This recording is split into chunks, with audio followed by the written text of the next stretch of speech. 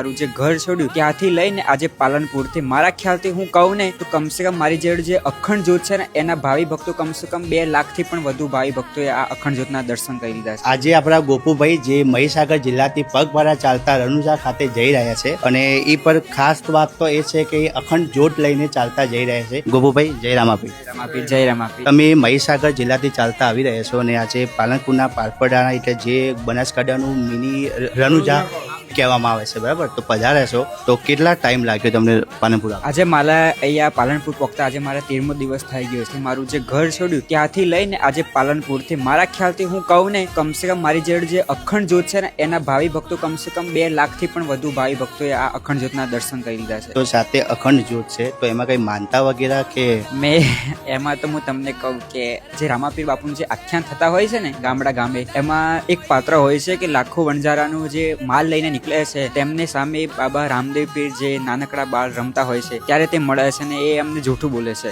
પછી લાખા વણજારો જે માનતા લે છે ને જૂઠું બોલીને કે બાપુ અમારી માનતા પૂરી કરજો, અમે આમ કરશું, તો એવી જ રીતે ત્યારે લાખો વણજારો જે માનતા લે છે એ વખતે જ મેં પણ માનતા લીધેલી કે બાપુ મારું આ કામ થશે તો હું તમારા દ્વારે અખંડ જ્યોત લઈ અને મારા ખુલ્લા પગે મારા મઢથી તો તમારા મઢ સુધી આવીશ। એટલે મારી માનતા પૂરી થઈ ગઈ એ બદલ હું અખંડ જ્યોત લઈ અને ખુલ્લા પગે જઈ રહ્યો છું રણુજા। અને બીજી વસ્તુ કે તમે પાલનપુરની ધરા પર ઊભા છો તો દરેક પાલનપુરના લોકો વતી જય રામાપીર। જય રામાપીર। જય આગળની પર સફળ તમારા રામાપીર પૂરી કરે એવી આશા સાથે જય રામાપીર। જય રામાપીર।